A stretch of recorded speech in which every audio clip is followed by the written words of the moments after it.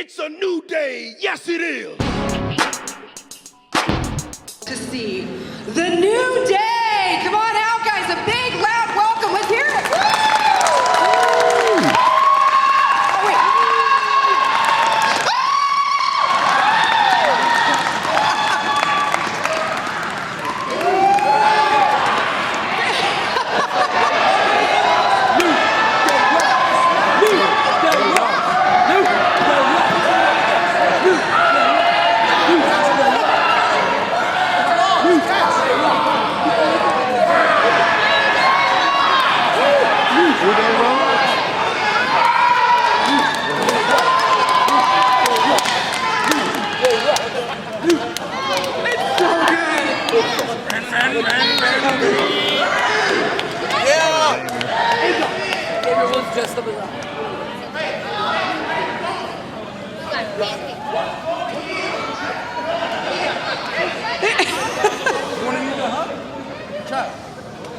Come to Professor.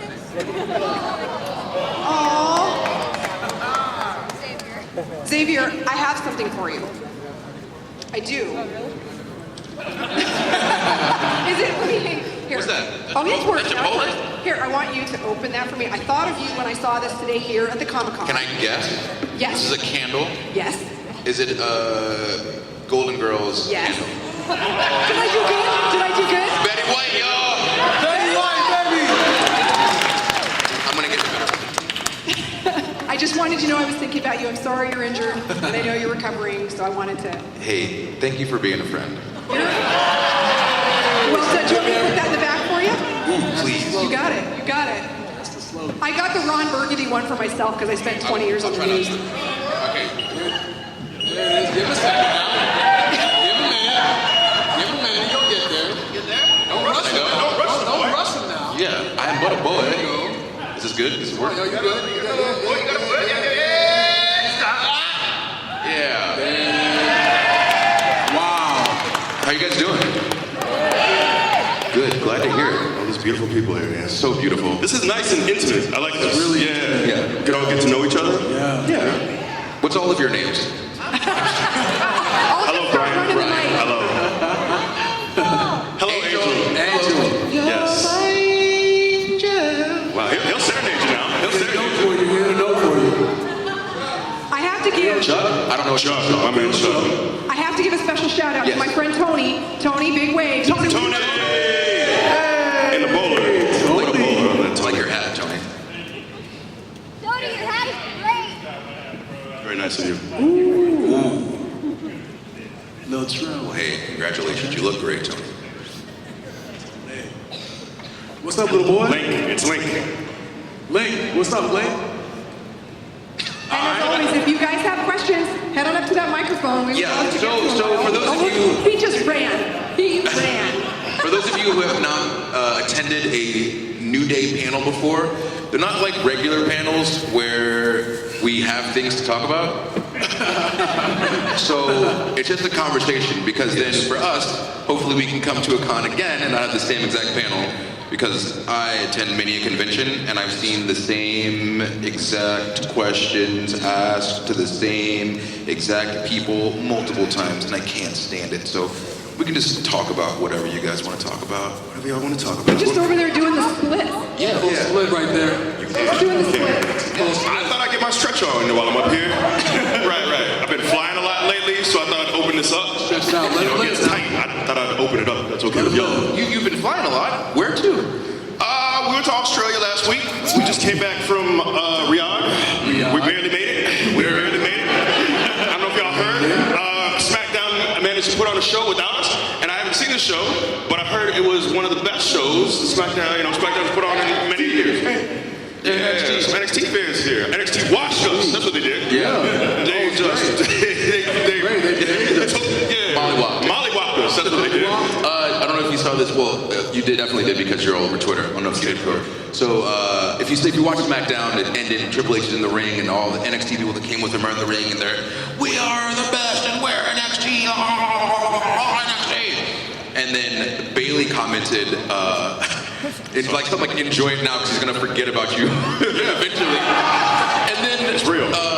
Dawson replied to it. He's like, yeah, I remember when liked us too. And then Alexa Bliss said, at least he liked you guys one time. But yeah, it's real interesting. They're a brand now. A real brand. They're hot on television and they're killing it. Big congrats. Wednesday. Can I ask a question for a friend of mine? Yes. Okay, this one, I'm the moderator. I don't know why I'm asking. Of course, I get what they're paying me for. Ben is curious. If you added a fourth member to the New Day, who would you choose? Ben, this one's for you, buddy. Okay, but can I take this one? Hit it. So I liken this to soup. Okay. So for example, tomato soup, tomatoes, water, paprika, whatever you want to put in it. It's a tomato soup. We kind of like a tomato soup. Now, if you went and added like some cream to that tomato soup, it's not a tomato soup anymore. It's a tomato bisque. Okay? So you can't really add anybody to the group because it just wouldn't be the New Day. It'd be something else. But it wouldn't be the New Day. That's very basic of you. You did not answer. That was nice talking about soups and food, but that was not at all. If you have a sandwich and you add bacon to it, I wouldn't add anybody because it wouldn't be the same. It wouldn't be the New Day. Well, years ago we did say Sasha. Yeah. And originally, when we wanted to be a more militant group, our actual, this sounds very strange now, but the ideas that we had, I think the first we thought we'd add a woman, and the idea was Alicia Fox because she was doing the crazy tantrum stuff at the time, and we thought the idea was for us that we would come through and we would lift her up off of her knees and make her the queen that she was meant to be when we were going to be this pro-black group. I don't know. We ended up being very, very different from that. We also wanted to add Damien Sandow. This was 5 years ago. Yeah. Who's on NWA Power now? If you haven't seen that on YouTube. Yeah. But as far as now, it seems to be a basis like Kofi. I can't imagine a fourth. It does seem very odd. But if forced to pick a fourth, who would it be? What do you think? Michael Mosley.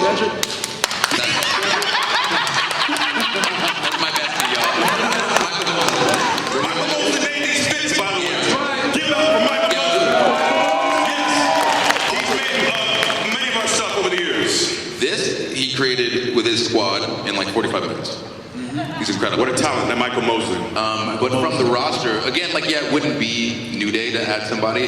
But if they said you have to add a fourth member to your group, 300% it'd be Tyler Breeze.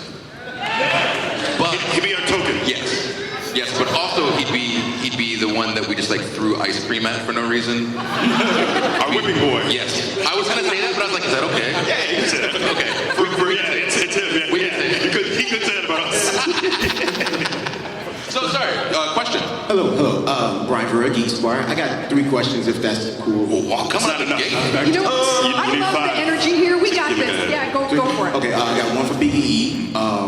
E, with everything changing in pro wrestling and bigger guys being treated with a little bit more respect, what dream match would you like to have? We have Keith Lee, we got Bronson Reed, we got Killian Dane, we got, just so many superstars. Who would you like to face in the ring? Always my token answer, because as a childhood, my childhood hero, and he's in great shape now, and I don't know why you're laughing, Cole, but my stock answer is always the one and only Goldberg!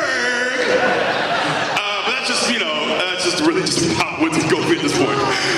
But as far as actual younger talent up and coming, I do think Keith Lee's really dope. A guy his size to do the stuff he does is incredible, but the stuff he does with D-Jack, or what's his NXT? Dr. Goldberg. Okay, so it's not the easiest to pronounce, right? But you guys got it. You guys got it. If forced to pick one, I would say, that'd be a good Hoss match, I think. Hostin. Yeah, just a bunch of Hostin. Wait, can I pause? What? Sorry, can I pause? Yeah. Can I give it up for you? There's 3 of us talking at one time, and you are crushing it. Can we give it up for it one time? Oh, yes! Well done. Okay, sorry, continue. Keith Lee. Kofi, I would like I was gonna take a picture with y'all, but I'm way too broke. So if it was cool, can I take a picture with you guys? Like I'm putting you on the spot, but like, is it cool if like my friend took a picture? So I can take a picture. I'm You have to ask Tim White. You gotta ask the authorities because we're not trying to get arrested today. He got it like he's about to Come on, Tim White. Hey, give it up for Tim White. Tim White, ladies and gentlemen, Tim White. Tim White. like help a brother out. Like I got Tim White, help this brother out. Let's be I got rent. Thumbs up, Tim White. There are actual like legal issues. We're gonna confer. We're gonna confer, and I don't know how it's gonna go. Usually the answer is 100% no. So I'm not sure how it's gonna go. What's your son stand? What is the cost of a photo? I couldn't hear. I'm sorry. What do they charge for the photos for you guys? 65. What? Okay, appreciate y'all. Thank you. No. That's fine. That's fine. Still, but thank you, Kofi. Thank you for it. I didn't have the authority. Right. I'm not the champ anymore.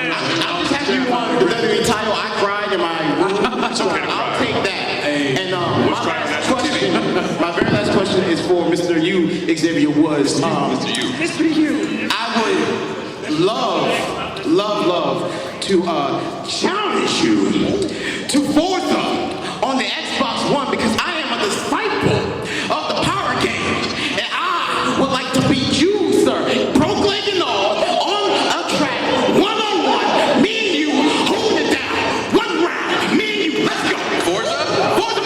Forza, right? You give me heat. It don't matter what race game you want, I will beat you like the Patriots beat the Falcons. Let's go.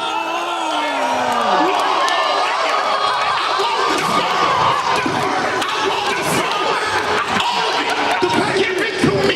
I will knock you straight to the moon. Says the Power Game.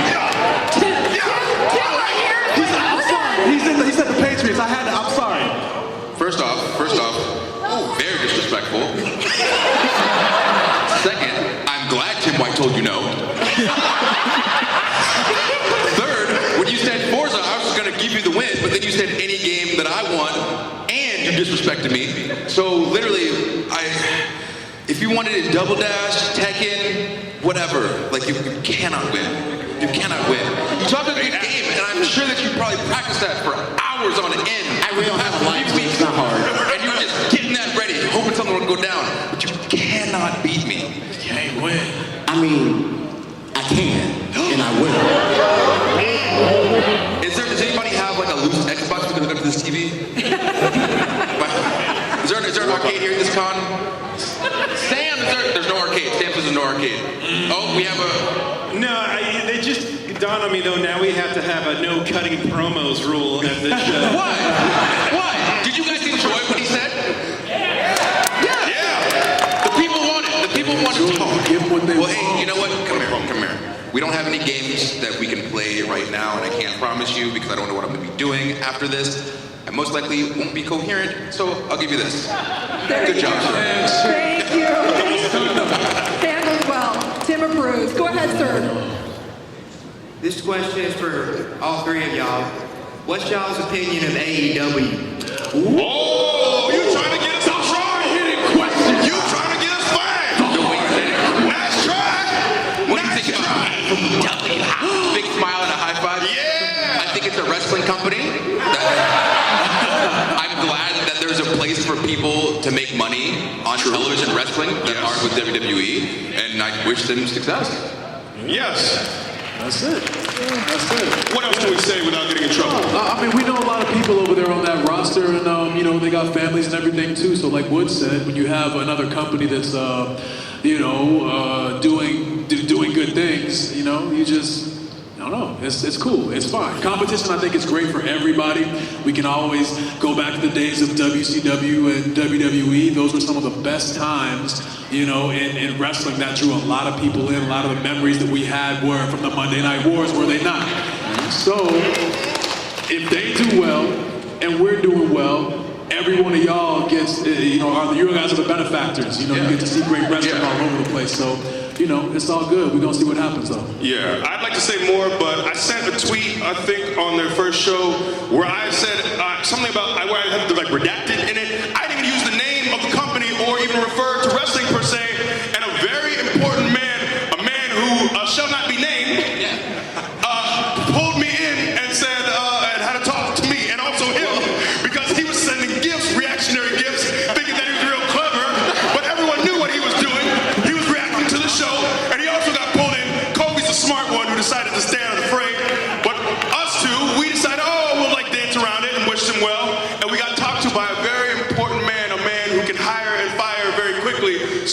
say too much, but I'll echo. Kofi said it very well. Wood said it very well. It's great for the fans. I think it's probably an entertaining show if I were to happen to watch every week when I'm home or follow on Twitter. I don't know. But yeah, that's it. That's enough for you. Yes. Troublemaker. I will add one more piece to it. So a lot of times we see stuff on Twitter specifically about people saying like, oh man, this show is trash and this show is better and your show is trash. And there's like people like taking sides. Like, we just want everyone to enjoy wrestling. Just enjoy wrestling. Watch all of it. Don't watch any of it. I don't care. I got a guaranteed contract. I'm good.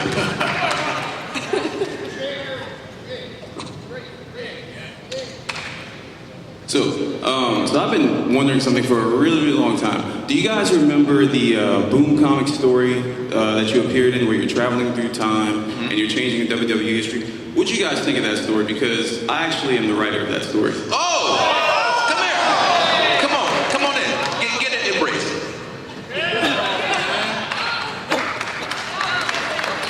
Thank you for all of your hard work. We appreciate it. Especially when we have the opportunity to have a product created by someone who understands what they're doing, who understands storytelling, who understands what we're about, especially, we appreciate it. So, story was dope. Thank you very much for putting your heart and soul into it. We appreciate it very much.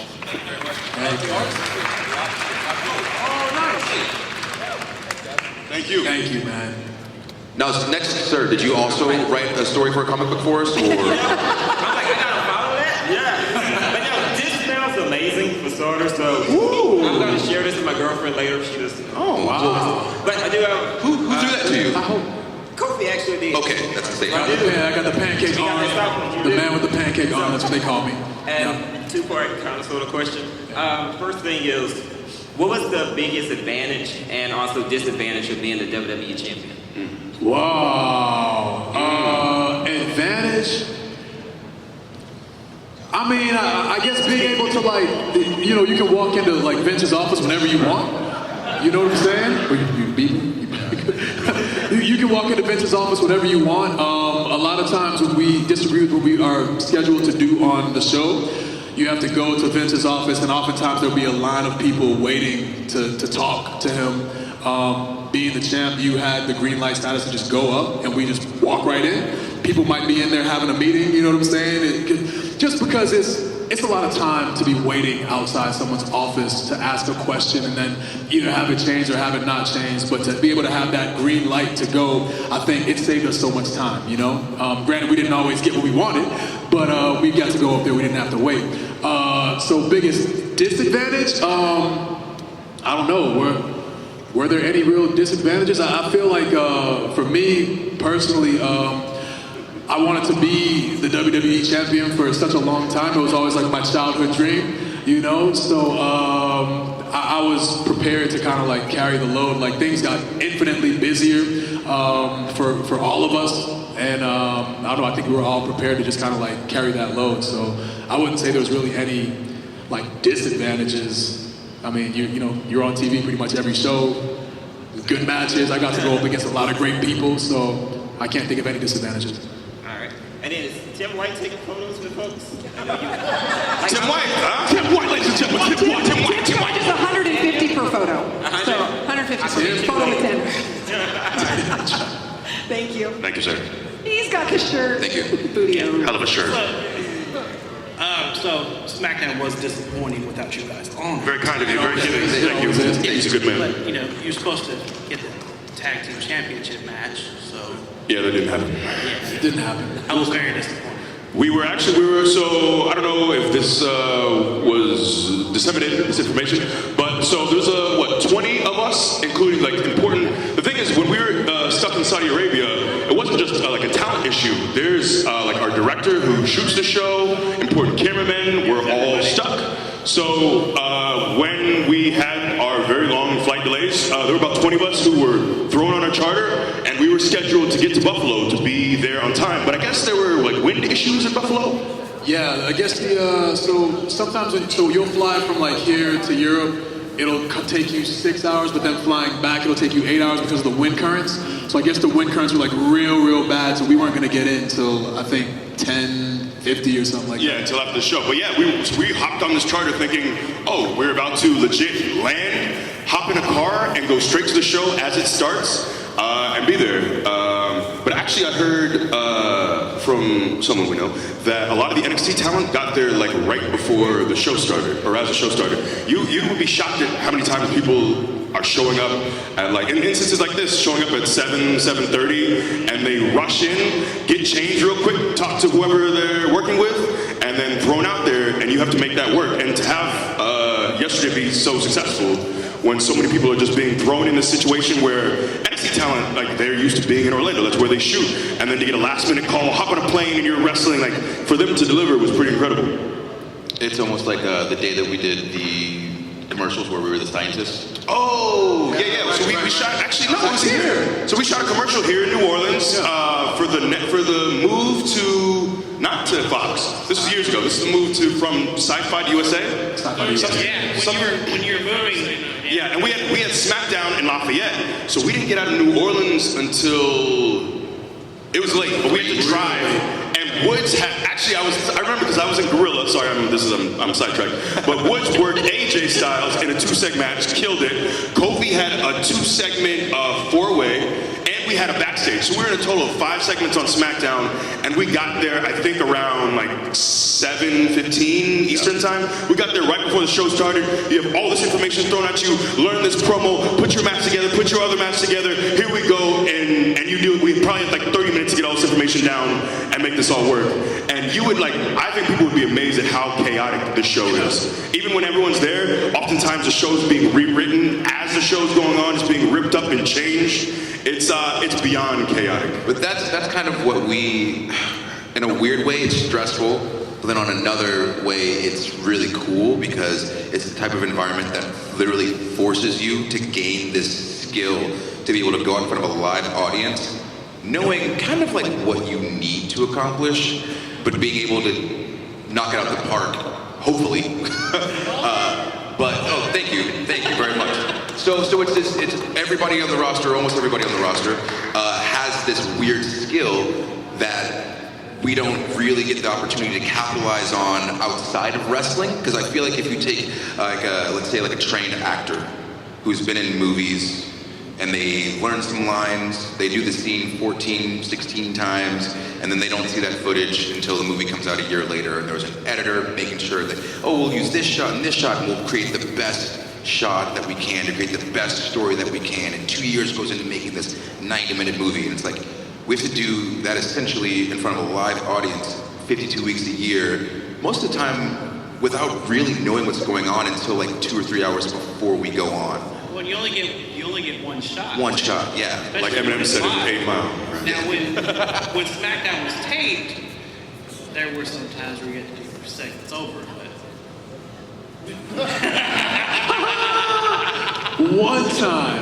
One time for me, this is when Seth was popping off, and apparently the directive or Vince's vision was for me to have no offense whatsoever, and have Seth, for the smart fans out there, squash me.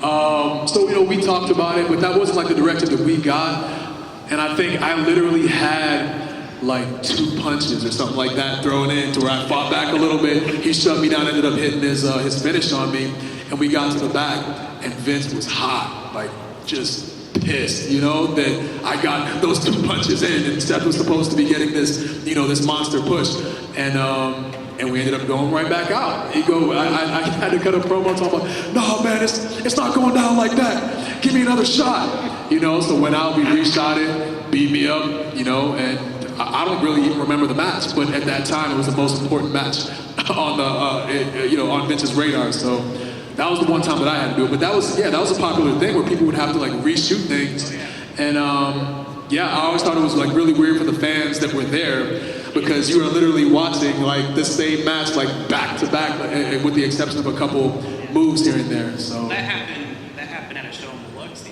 Was it in Biloxi? No, it wasn't that one. But when something happened. Sure. And they came back out, and the music hit, and everybody's like, So confusing. Why are they coming back out? Yeah. And then being that it can, you know, like you have the post-production, the people at home, since it was taped, all the sound is like filtered in to where everyone's like cheering and, you know, having a good time. But for the people that were there, not a good look, man. I don't like it. Thank you. Thank you. Come on up. Step right up. Deuce? Yes. Yes. Yes. So, 2 questions. I know you're going to say Deuce again. Thanks. Anyhow, so I wanted to know, how did you start in wrestling? And if you weren't wrestling, what would you be doing? Do you want to go first, Kof? Yeah, I'll go first, and I'll try to make it quick because I tend to be long-winded. I'm already being long-winded right now. But this is all I've ever wanted to do ever since I was a kid. I used to watch like Ricky the Dragon Steamboat, Shawn Michaels, and then you know, I would tell people, by the time I got to like middle school, the Attitude Era was popping off, I would tell everyone that I was going to be a wrestler, and everyone would laugh at me because I was too small. I weighed about 100 pounds in my freshman year. In college, I told people the same thing. I was going to be a wrestler. I was too small. You know, everyone said I was too small. I decided to actually follow my dream. I always tell people that, you know, when you're a kid, everyone tells you that you can be whatever you want to be, but then you get to be an adult and you tell someone you want to do something that's outside the box, and all of a sudden everyone starts looking at you funny. They start telling you that things like you're too small, you'll never make it. Long story short, I decided to pursue my dream. I made it. I was playing a Jamaican character at the time, Kofi Kingston from Kingston, Jamaica, you know what I'm saying? Oh! You know? And that got me noticed, you know, because it had never been done before, and I made it. So here we are.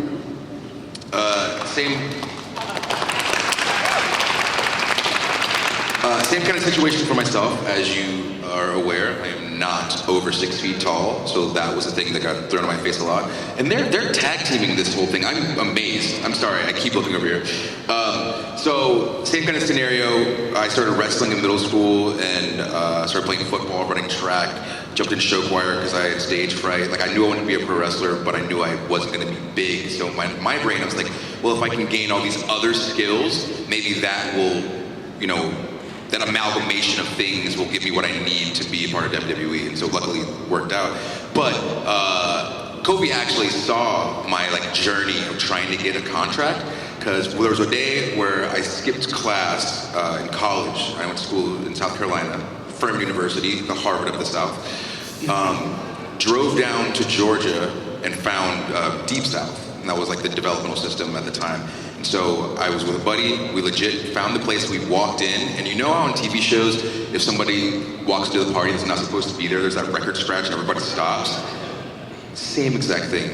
And so they're like in the middle of practice, and I just walk in this oversized suit. I'm like 19 years old, like bought it at like Men's Warehouse on like the clearance rack, like, yeah, let's go.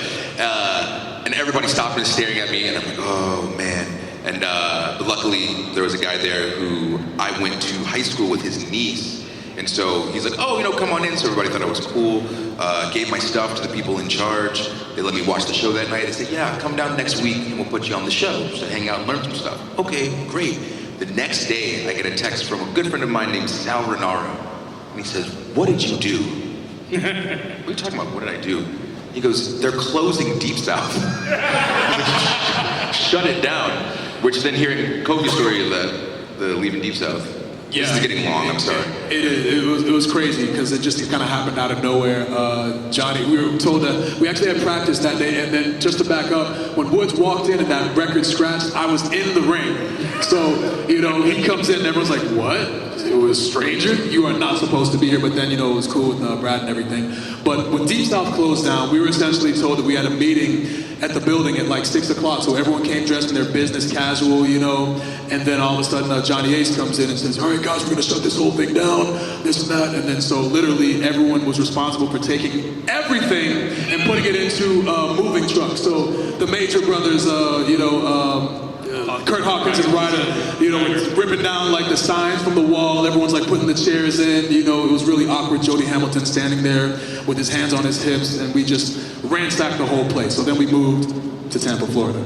So then fast forward, I wanted to find the developmental system again to get my resume again, because it wasn't just like, oh, here's a DVD of my matches. It was full resume, the cover letter, where I worked, where I'd gone to school, any accolade. Like, I won a spelling bee in 3rd grade, like everything. Did that help? I mean, I guess. Okay. We're here now. Yeah. I'm taking notes. That's why I'm asking. So same situation. Went down there, happened to find it, walked in. Again, they're in the middle of practice, everything stops. And I was in the ring again. When Woods came in. So handed up my resume to someone who said he was Steve Kern, who clearly was not Steve Kern, so I know he just threw it in the trash. And then knew I wasn't going to get signed, because I ended up getting a letter actually, because I mailed stuff to the office. They said, you're too small, try back later. And maybe there's, in the swing of things, we'll be hiring guys under 6 feet tall. Worked at TNA for a little bit, had fun, got released, and then 3-4 months later, got a job here. And it's legit like the main thing that I've been grinding and hustling and trying to achieve my entire life. So getting the call to get in the business, essentially, into the company, was like one of the greatest days, greatest achievements of my life. Now it's Steve's turn. Yes. Wow, what inspirational stories. 2 men who were told that they were too small. They had a dream from childhood. Who always wanted to be wrestlers. This is all they ever wanted to do from wee little children. My story, me, I'm a failed football player, some meathead, and someone said, hey, you want to try this? I said, I guess. And that's how I got signed. What a terrible story. That's my story. Sure, I was a wrestling fan as a kid. I was a big fan of Goldberg. But, I got to the point, as many kids do, where I was, 13, 14. Actually, it was around the death of WCW. I guess I was a big WCW fan. When WCW was dead, I said, that's enough for me. So I stopped watching. And then, it just never occurred. If I was going to make a list of 1,000 jobs, I don't think professional wrestler would ever be on it. But I wanted to play football. That was always my dream. I grew up in Florida where, football is kind of king when you're a kid. And it never once occurred to me that this would be a job that I could do. But I happened to know the right people. Like, I legit knew a guy who knew Jim Ross and was looking for, Iowa has a big amateur wrestling program. And they were looking for former Iowa wrestlers who wanted to become professional wrestlers. And I just happened to know a guy who knew the right guy because I played football at Iowa, Go Hawks. And then I just ended up, they pretty much said, hey, you want to try this? I sent some pictures to the office in WWE where I was just in shorts. I was in my apartment, just weird, You didn't have a resume? No resume. No resume at all. Just my body. That's all I had to offer. Which is a line I use often in my day-to-day life. Isn't it crazy though how so someone coming in with a resume, we look down at that, we're like, oh my God, what is he doing here with this resume? But then somebody sending pictures in with shorts, probably real tight, no shirt, we're like, yeah, this is what we want, this is what we're looking for. He's got something. Yeah, so I have a terrible story as far as what my passion. When I got to FCW, I didn't know what I was doing. I had no idea. My only experience before I got signed was my week-long tryout in Tampa, and I don't know. I would guess whatever I did was good enough to give me a job. But it was also a very different time. Now, the guys that don't have experience are former Olympians or models, or they sign some high-caliber guys. At the time I was getting signed, they were bringing in anybody clearly. But I'm very fortunate to be here. 10 years later, it's a job I took on a whim. I was in grad school at the time, and I was doing well enough, but I just don't see myself in a desk, in a cubicle, doing a 9-to-5 the rest of my life. This can't be it. And I just wanted to do more and felt like I had something more to give. And I ended up in this, it's bizarre. I look around sometimes I'm 33 and I'm dressed like this and I'm getting paid to talk this is bizarre. But no, this is great. This is fantastic. And I appreciate it. It's sometimes I look back and it's heartwarming because I always I didn't know if I'd ever be accepted by our hardcore fan base, and I'd ever be good enough. But here I am. Look at you. You're accepted way more than I am. You're accepted way more than I am. And I've been wrestling 3 times as long as you. Yes, a few years ago we realized we always think of Kobe as our vet, but Woods has been wrestling longer than all of us, so we now refer to Woods as the vet. And I've accomplished the least of the 3. In WWE. Come on. I'm the only person to win both the TNA and WWE Tag Team Championships without actually being in the match. What were you in grad school for? It sounds real general. It's health and sports studies, but I was taking business classes. I wanted to be an athletic director, so I was taking. I should have just gotten my MBA or tried to, but I didn't finish because I was a year in, and then I got hired that summer, so I never finished. And they told me, I remember them telling me, well, if you your credits will lapse in 10 years. It's like, if I get fired, I'll probably do this for a few years and come back. But it's legit been 10 years, so my credits have lapsed. So I don't. Oh, we should have that year of grad school was a waste. Have a credit lapse party. Yeah, a party. That's not a Credit lapse party. You set the credits free. They're there for someone else to. Are you still chasing your educational psychology? No, so I got so I have a undergrad in psychology, philosophy, then a master's in psych, and then I was literally a breath away from getting my PhD. But then a bunch of us students found out that the school that we were attending was stealing money from us. So big class action lawsuit, but they have a lot more money than a bunch of the students, so nothing ever happened. And then trying to transfer, the schools were like, oh, well, you need at least 100 credits from the school you get your degree from. It's like, cool, I'm done. And then I cried in my room for about 3 months because I lost one of my dreams, and now I'm just gonna force my son to do it. Good. Thank you, Deuce. All right, come on up. Get your questions in. Hi. Does it here? Hang on. There you go. Good. Hey. Hello. Hello. What up, man? Hello, child. It's a innocent question. Can I interest you in some Starburst? Hugs? Yeah, I'll take a hug. I'll take a hug. I can't take candy from people in New Orleans. I had a bad experience last time.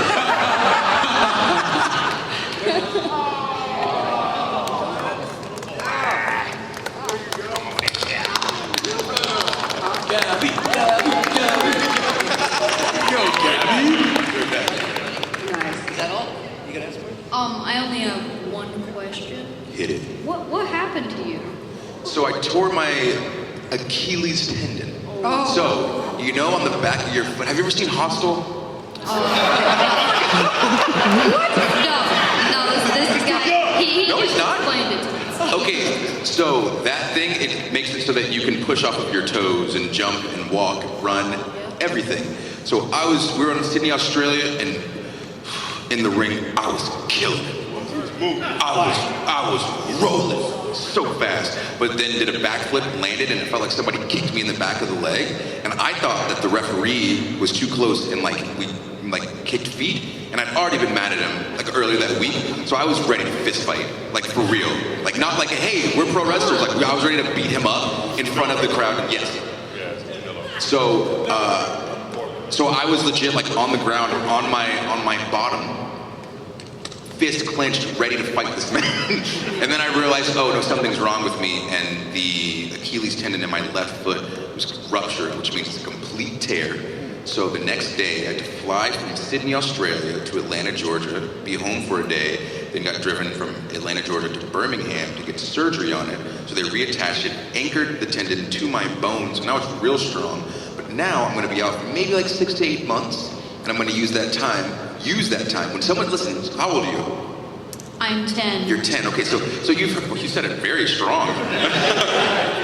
You've heard the term people say oh, someone's burning time. Don't burn time. Time is money. Use time.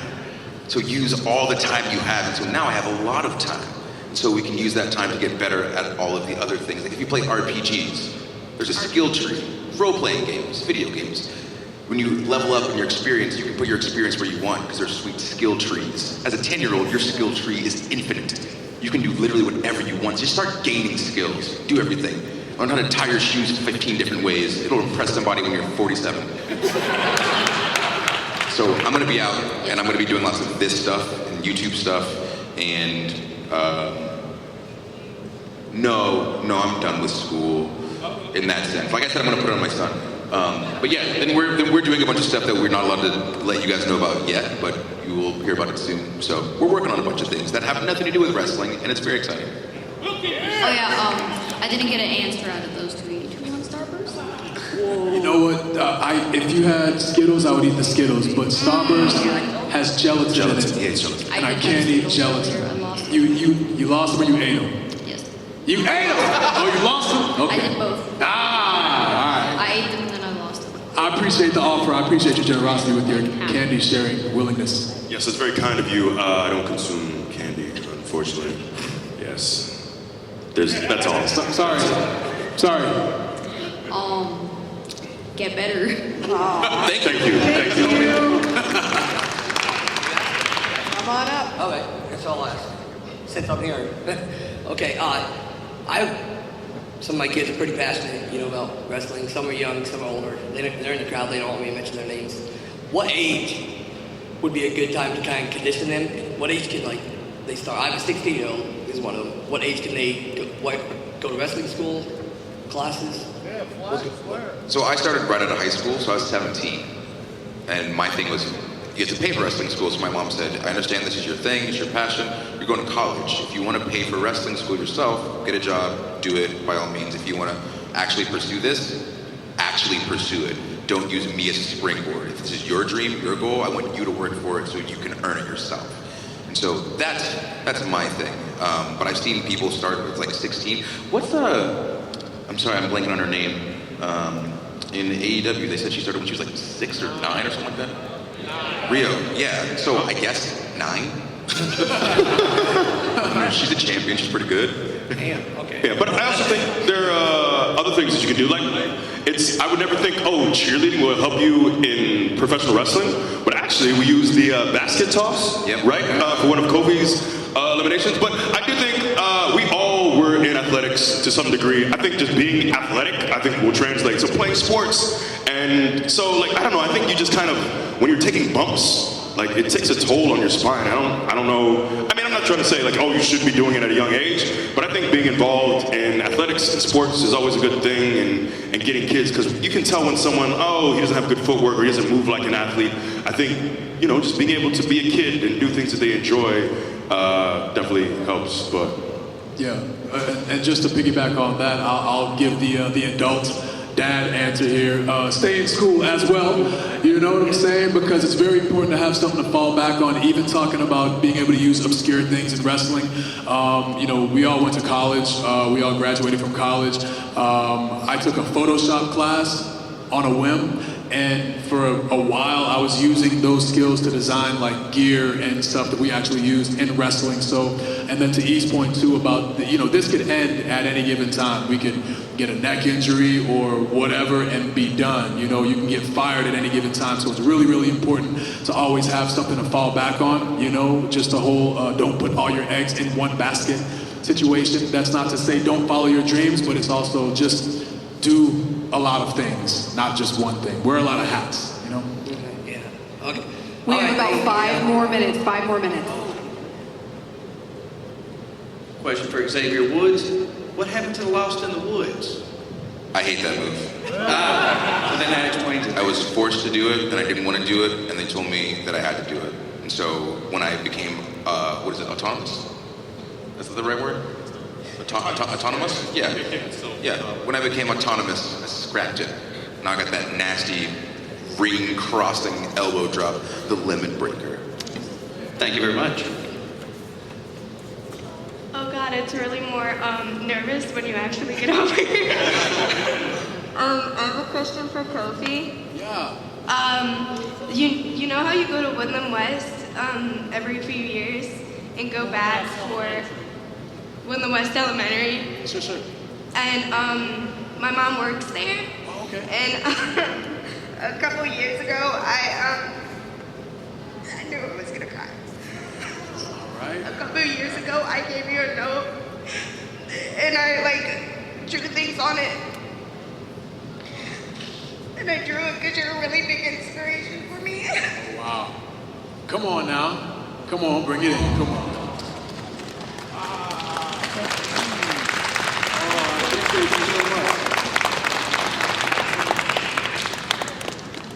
Thank you so much. For those of you who don't know, I grew up, I went to elementary school at Lusher, actually, here in New Orleans. My brother and sister were born here. So it always means the world when I can come down here, because I was literally a wrestling fan who went to school around here. So, New Orleans, Louisiana always has a real special place in my heart. So I appreciate the love. I'm gonna bring it in for you again. Come on. That's awesome.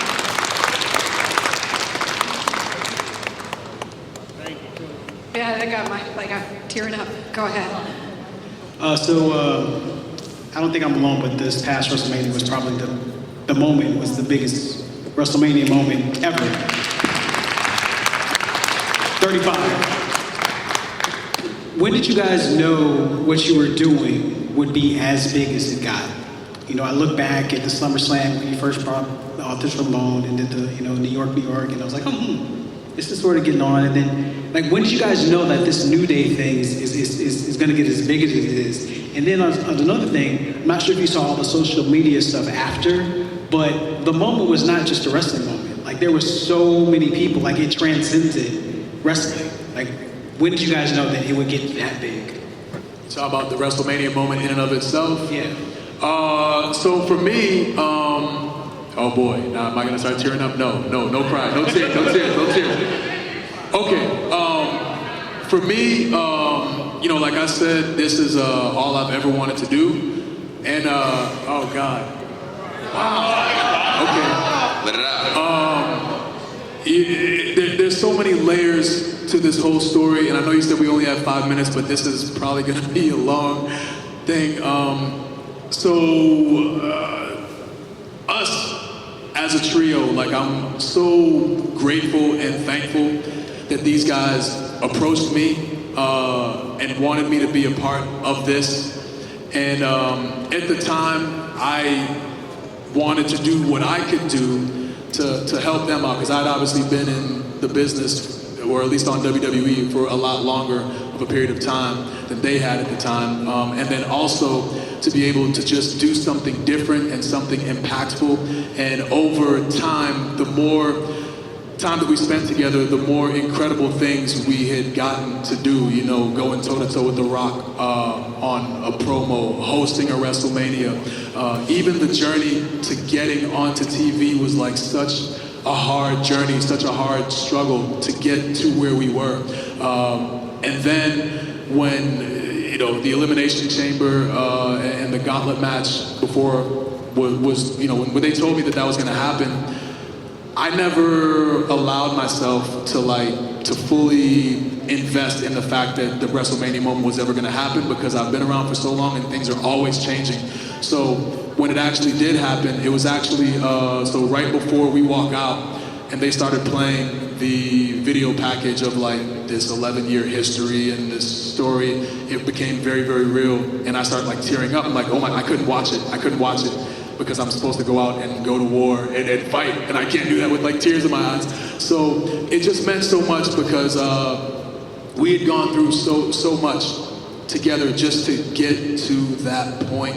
And as soon as the ref's hand hit the mat for the 3 count, it was, you can see my eyes like legit just pop out of my head, like, oh my God, is this really happening? And before I could even finish that thought, these 2 dudes came in and they're dogpiling, all of us are on the floor, we're doing all this, you know?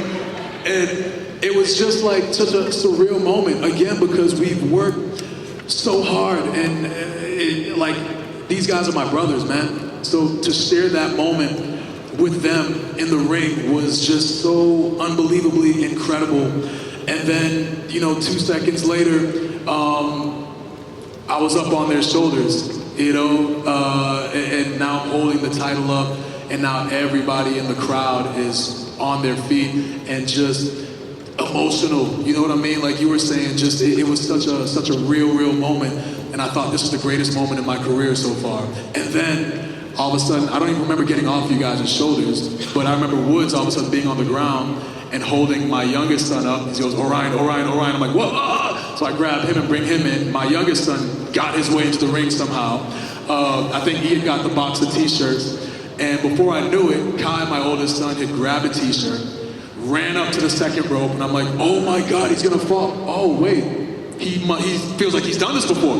He's throwing out the shirts, you know, he's smiling. So to be able to have that moment with my kids in the ring, unbelievable. My wife was out there. She sacrificed so much for me to even be on the road every week. She's at home every week with the kids, making sure that everything is straight, you know. My dad was there in the crowd for the first time. He had never been to a WrestleMania. My brother had never been to a WrestleMania. You know, my brother-in-law was there. So it was just unbelievable. Again, like I said, like everybody standing on their feet. I had no idea that people wanted that moment as badly as I did, you know? So to just feel the power. Didn't mean to do that. Didn't mean to say that. Didn't mean to say that. But to just feel the power and the energy, the positive energy of 85,000 people elated. And to get on social media afterwards and to see all the clips. It legit took me 48 hours to get through my entire feed. They just kept coming in, and there was videos of kids jumping up and down and just so happy with tears in their eyes, crying. And then there was videos of adults at bars, men jumping up and down, crying with tears in their eyes, so happy. So I feel like as a WWE superstar, you hope to have a moment that is significant enough for people to remember and to make people feel. And I'm just so fortunate to have been a part of that moment. And I always say that, like, yes, I was the one wearing the title, but it was all of us who were the champions, because I would not be the WWE champion were it not for these two guys, were it not for the WWE universe. So yeah, man, just a great moment for sure. Appreciate it. If I don't let you guys go, Tim over there is going to have some words for me. You guys, this panel has absolutely blown my mind, and I am just so privileged to have met you all. And thank you for letting me be a part of this world for a minute. Guys, please, let's give it up for the New Day!